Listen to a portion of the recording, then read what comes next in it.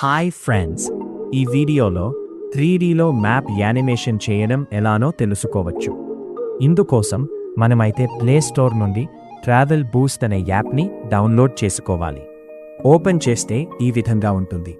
Left side ఉన్న 3 lines మీద click చేసి first option start new route అని క్లిక్ చేసి పైన వచ్చిన సర్చ్ బాక్స్లో మనకు కావాల్సిన ప్లేస్ నేమ్ను ఎంటర్ చేసుకోవాలి. నేను నెల్లూరును ఎంటర్ చేశాను. పక్కనున్న ప్లస్ సింబల్ మీద క్లిక్ చేసి ఇప్పుడు నేను చిత్తూరును ఎంటర్ చేశాను. అక్కడ చూపిస్తున్న కార్ లోగో మీద లాంగ్ ప్రెస్ చేస్తే మనకు వెహికల్ సెలెక్షన్ ఆప్షన్ వస్తుంది. అక్కడున్న ఏదైనా ఒక ఆప్షన్ని సెలెక్ట్ చేసుకోవాలి. అంతే, మధ్యలో ఉన్న ప్లే బటన్ మీద క్లిక్ చేస్తే మన వీడియో రెడీ.